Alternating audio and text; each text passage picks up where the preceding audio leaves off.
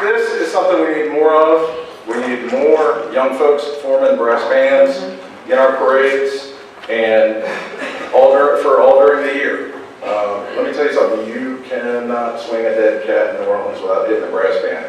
And we need more of that. There needs to be more kind of outlets for our kids who put so much into band in middle school and high school and whatnot. There needs to be something for them to put that talent toward. It's like, whoa, okay, I'm not going to do it in college. Well, what else are you going to do? Hello? Good afternoon. Good afternoon. Thank you, Howard. Thank you to the History Museum for not only asking me back, but for being such a help to me in putting out the magazine and doing research, particularly Chuck, Folly. Thank you guys so very much. Before I start, we're going to talk about Joe Cain today. In case you haven't heard, we're going to talk about Joe Cain today. Somebody the other day told me, oh, your Joe Cain story's got some people in a tizzy. Okay,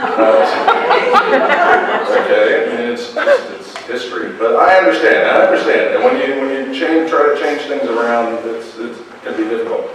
But before I get started, there's one person out there I want us all to recognize because he's the one person who has portrayed Chief Slackabama Renico longer than Joe Cain himself.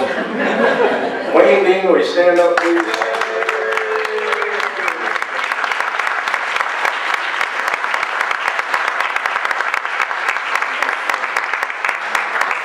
Slack 4. Just getting started. Just getting started. That should be the motto this year. I want to read you something before we get going. This is from a Mobile newspaper. The history of this society has been so often rehearsed, and they're talking about a particular mystic society, has been so often rehearsed with so many variations that we suppose everybody in Mobile has one or another of the variations pat at his tongue's end, each of them composed in about equal proportions of truth and fiction.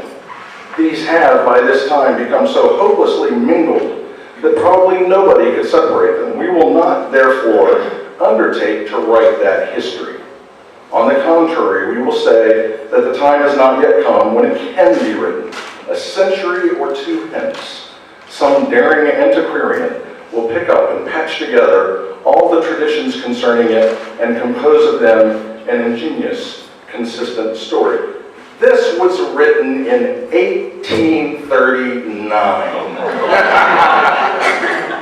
I'm sorry, 1869, about the Cowbellions. The Cowbellions were formed in 1831. So 30-some years later, the newspaper says, oh, good Lord, who can figure out the truth? 30-some years later, when clearly there's living members of the Cowbellions all around them. So that's just kind of an introduction as to what we're dealing with when we talk in particular about Mardi Gras history. Mardi Gras history is wrapped up in legend and actual materials, actual source material for these mystic societies and whatnot, very difficult to come by because if your group is old enough, you've suffered at least one fire and at least one terrible hurricane that have destroyed your records and destroyed all the pictures and things that were important to you. And so a lot of what little early history they wrote down, and there wasn't a whole lot, has been destroyed. So it is difficult piecing these things together. You know this guy? It's Paul Revere, famous painting of Paul Revere. We all know what Paul Revere did, right? We largely know because of this guy, Henry Wadsworth Longfellow. He wrote that poem, "Listen, my children, and you shall hear." Longfellow, Revere did his thing in 1775, right? Longfellow comes along in 1861. Now, prior to 1861, people did not really know who Paul Revere was. He was I think I've seen him referred to as a regional hero prior to Longfellow's poem. But Longfellow was doing some long poems about Americans that he felt could be heroes. And remember, I said it's 1861. He was doing it because he knew that the country was headed for civil war, and he was trying to give folks that old patriotic feeling again. So he comes up with polar beer. And they don't call it poetic license for nothing. Historians will gladly tell you how much of what's in the poem did not really happen. But Longfellow knew it. He actually knew what most of the truth was. He didn't care. He was just didn't want to let the facts get in the way of a good story. And again, his point was to create a hero. And sometimes you gotta do certain things to create a hero. Now there's this guy. You may not recognize him in his street clothes. This is Joseph Stilwell Cain. And this is a Mobilian you may or may not have heard of. This is Julian Rayford. Julian was known as Judy to his friends. Julian was a poet, a sculptor. He was very much a sculptor. A journalist for a short period of time, fiction writer and nonfiction writer. And Julian learned about the story of Joe Cain. And he really, really wanted, because Mardi Gras at the time was kind of on the wane, and he really thought Mobile needed a hero, a Mardi Gras hero. And so he, at first leaning on some writings by Irwin Craighead, who wrote Mobile Fact and Tradition in, I forget when he wrote that, it was like the early 30s, I think, where he first spelled out the Joe Cain story. But Julian added quite a bit to the Joe Cain story. I'll say there are some areas of hyperbole. In his book, in his 1962 book, Chasing the Devil Around the Stump, which is where literally is the source material where we all get the Joe Cain story from. Julian wrote, "Here was a genuinely great man, the greatest man in the entire sweep of Mobile's history. No private citizen anywhere in the United States since 1600 has made more of an impact on a community or left a more enduring impression of his personality." That was Joe Cain he was talking about, not a president or anything like that. So you kind of know to take it with a grain of salt when you hit a sentence or two like that. But he was, again, remember, he's a poet. He wasn't doing this in a poem, but he was doing pretty much what our buddy Longfellow was trying to do. He was trying to create a hero. Now, again, beginning with Craighead, and actually beginning with the obituaries, Joe Cain's obituaries, which Judy Rayford relied on heavily as well. The basic story, as we all know it, is Joe showed up in 1866, dressed like an Indian, with the Lost Cause Minstrels, rode a charcoal wagon through the streets of, or coal wagon through the streets of Mobile, creating, you know, a lot of hoopla. And there was Mardi Gras. And he did it on Fat Tuesday, 1866, right? He did it again on 1867, in 1867. And then, as we all agree, when he did it in 1868, he was essentially joined by the Order of Myths. 1868 was the first year that the Order of Myths paraded. Okay, that's basically how we know the story. But what do we actually really know about Joe? Because, believe me, the story that we know is not sourced very well. There are not a lot sources given when these guys wrote this stuff down? Well, what we do know is that Joe was born in 1832. We know that at a very young age, about 14 actually, he was one of the founding members of TDS.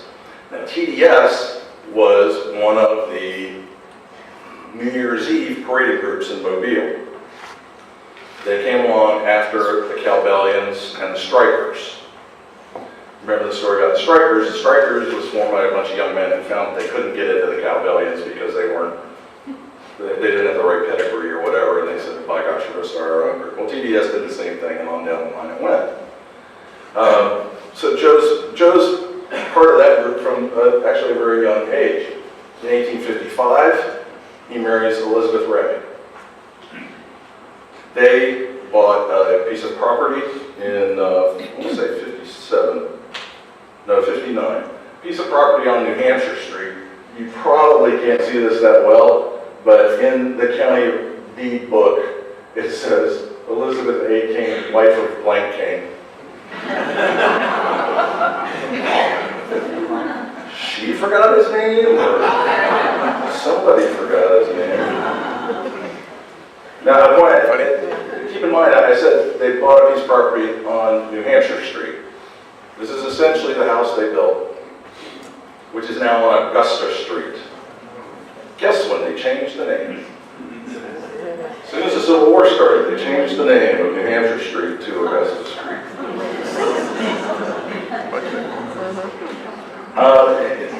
And Hap Kern owns this house now, has owned it for about, more than 12 years.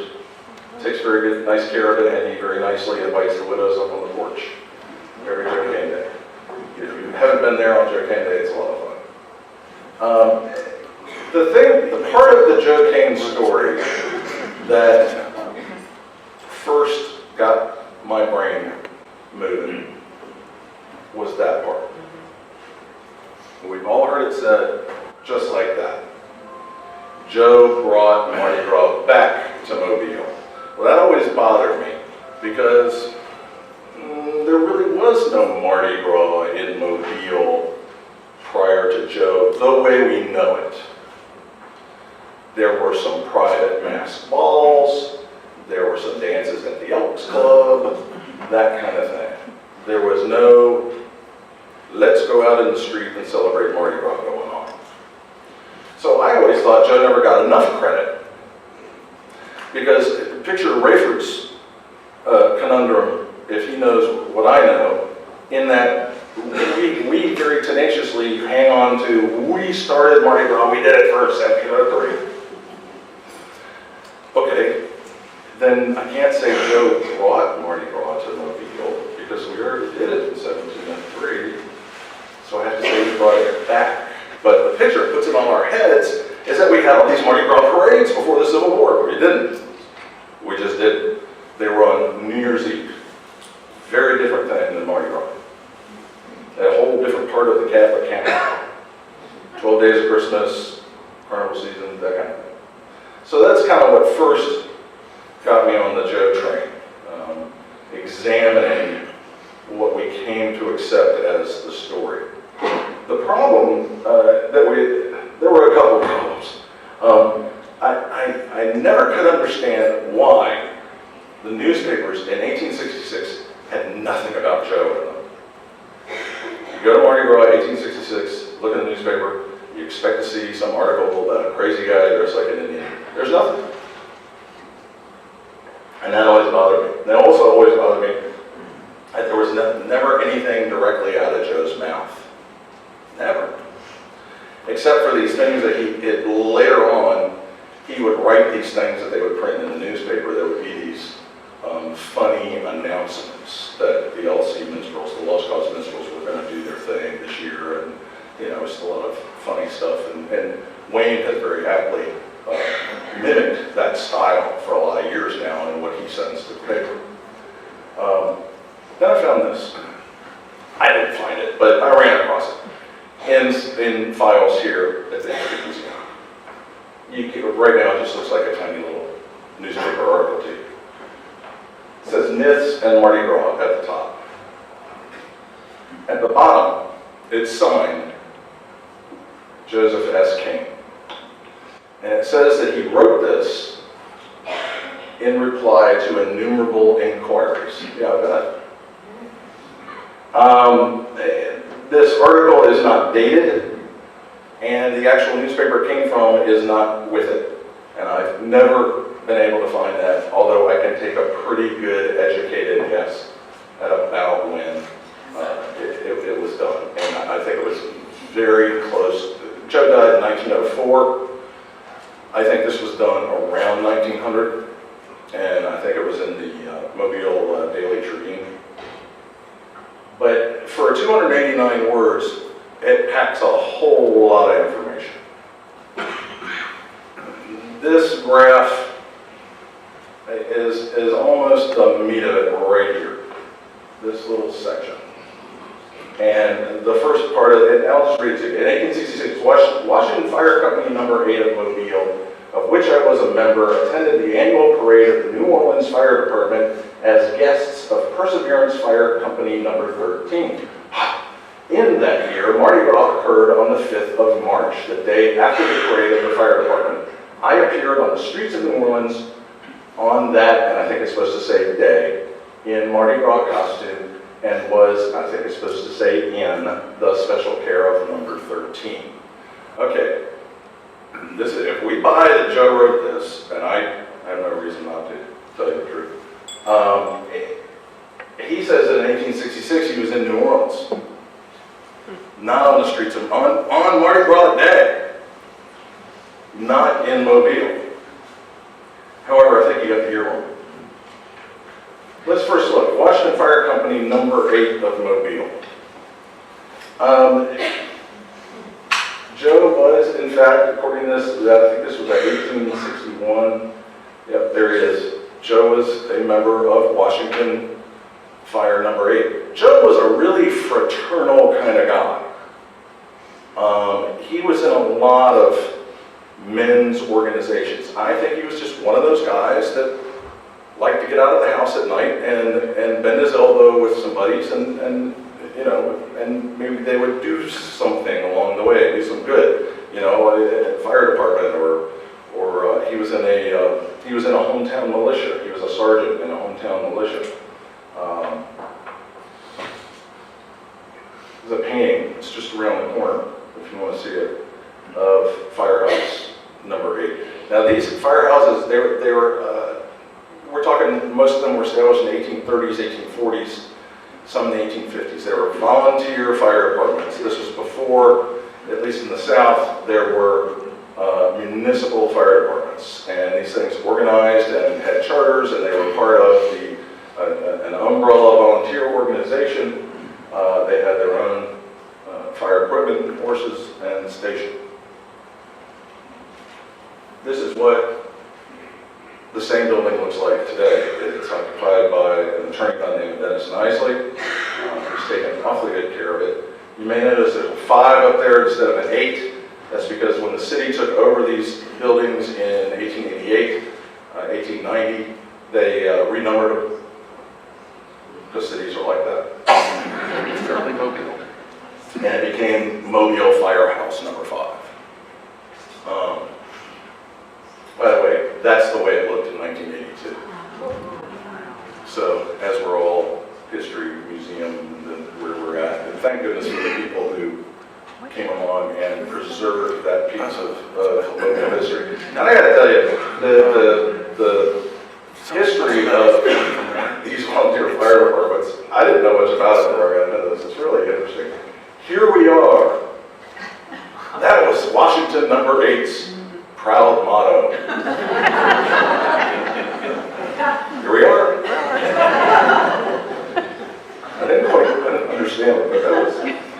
But what you got to understand about Washington number 8, these guys are like the Seattle Seahawks of Southern fire departments. Fire departments at that time, when they weren't fighting fires, they passed the time by competing with each other. And they competed largely what they called washing. And washing was nothing more than pumping the water through the bilge and out the hose and trying to, land it in one particular spot for the longest period of time. And they compete against each other for, a half hour or something like that. And whoever's got the least amount of water left in their tank, they're the winner. And they would win things like these beautiful, what they call horns. They're megaphones, and you speak at them, and that's how the captain barks orders. But these things are more ornamental, and so they would bet these things against each other, and then the winner would win a lovely horn. I'll read you something from the history of the New Orleans Fire Department. Talking about Washington No. 8. This Mobile company was the crack organization of all the South, noted throughout the country for its prowess and for the excellent discipline and training which had rendered it invincible in these washing competitions. Now what happened was they went to New Orleans and they were challenged by this young outfit, Neptune No. 4, and Neptune No. 4 beat them. And everybody was, because these guys had actually put an ad in newspapers throughout the Southeast saying $500 to anybody who could beat us. That was karma, that's what got him. It was quite a boast too. Yeah. And Neptune No. 4 showed them. So they attended he and members of No. 8 attended the annual parade of the New Orleans Fire Department. The New Orleans Fire Parade was a big deal, and it happened every March 4th since 1838. Every March 4th, keep that in your brain, March 4th. In Mobile, the Fire Parade was every April 9th. But every one of these volunteer fire departments would put on this half-a-day-long parade of all their equipment and all their horses, and it was just a social event of the season. And in that year, he says, the year that he went to that parade, Mardi Gras occurred on the 5th of March, the day after the fire parade. That's what he says. Now, the Mystic Crew of Comus, this is an etching of Comus's second parade in a couple dozen years earlier. They were the only game in town for Mardi Gras. And I did a story last year about Crew of Comus was founded by people in New Orleans, several of whom were from Mobile. And they were either Cowbellians or strikers. And so the whole Mobile New Year's Eve parade thing transferred to New Orleans in the form of a Fat Tuesday Mardi Gras Day parade thing, where Joe saw it. There's, the other interesting thing about this article is just how many mistakes there are in it. He gives 1835 as the founding year for the Cowbellians. It's 1831. He spells Michael Craft's name without the two F's that we know he has. It mentions Joe Ellison. That is so not even close to Ellison. So it's kind of rife with these mistakes that you can, some of it could be typos or whatever. This is a mistake as well in the paragraph we've been looking at. As the guest of Perseverance Fire Company number 13. Well, no, it was, I know you can't read this very well, but this is from a Mobile paper. The Mobile paper was full of articles about Washington No. 8 going to New Orleans as the guests of Phoenix No. 8, not Perseverance No. 13. Perseverance 13 had some history with Mobile's Washington No. 8, but they were not the ones who had the most Mobile folks over for a good time at the 30th anniversary of their parade. Now, then there's this, which I say is also a mistake. As Joe did not go to New Orleans in 1866. He went in 1867. And the biggest problem is, if you look at the dates of Mardi Gras in those years in question. Now, you would expect Joe, who was older, I believe, when he wrote this article, he could get some years wrong, he could get some names wrong, okay. But you would expect him to get the basics right. You would expect him to get the basic tale right. When he says, I went to New Orleans for the fire parade, and the next day it was Mardi Gras. I think you can take that to the bank. You're not going to misremember it that way. Plus the fact that all the Mobile stories about Washington No. 8 going to the fire parade in New Orleans were from '67. I even saw a reference in a Mobile paper to a New Orleans paper that had printed a list of all the Mobile Washington No. 8 guys who were there in New Orleans for the fire parade. I found it. I had to go to LSU and get them to send the microfilm over. But I found it. And the article says, here's a list.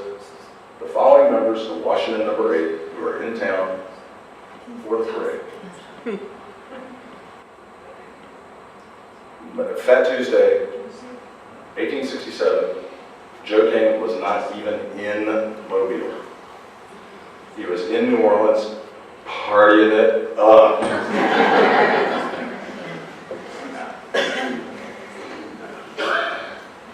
My experience on that occasion was so pleasant that I determined on my return home that Mobile should have its own Mardi Gras celebration, and so announced in the Mobile Daily Tribune of that period. Now, I've never found that announcement. I don't know anybody who has. I'll give you $10 if you can find it. But I'll guarantee you it appeared in 1867. Because the first time Joe and the Lost Cause Minstrels did their thing was 1868. When they first went on the street, he says 67, no, made their first parade and created an immense excitement. Okay, let's say he's exaggerating a little bit. Created something of an excitement. Okay? These are the days when, something of an excitement usually got on the front page of the paper. I mean, they would put anything in the paper. Disorderly. P. Murray was arrested on Monday night for disorderly conduct. After his arrest, he grew more violent and used very harsh words. For all of this, Mr. Murray was this morning fined $50 for 30 days. This was in the Ash Wednesday 1866 newspaper. Okay? You think if Joe and the minstrels did their thing the day before, might have gone like one item above disorderly and gotten a sentence or two. But there's nothing. There is nothing. Not until 1868, when the newspapers, just wrote reams and reams of stuff about the Order of Myths and the Lost Cause Minstrels. Joe's name actually did not appear in the paper in connection with the Lost Cause Minstrels. You didn't even need to see the name Chief Slacker Marinico, and please consult the Mobile Mask on the spelling of Slacker Marinico. Until a few years after they'd started parading in 1868. But I'm here to say, the story we all learned, that Joe did this a couple of years before the Order of Myths is incorrect, that Joe did this a couple of hours before the Order of Myths. Literally, he and the Lost Cause Minstrels went out in daylight in the afternoon. Order of Myths paraded starting at Royal and Government that evening. Where does that leave us with the whole Joe Cain legacy? What does this change? I don't know that it changes that much in how we feel about Joe. One of the things I say in the story is that, legend and fact in America coexist very nicely together in a lot of cases. not chop down a cherry tree. But we tell our kids that story over and over again. It's a great story. And it's, to put George Washington's name on it, even with little kids carry some weight. So I don't think we necessarily have to give up on the Joe Cain, Chief Slack story just because some of the research may not have been there when it was first put down.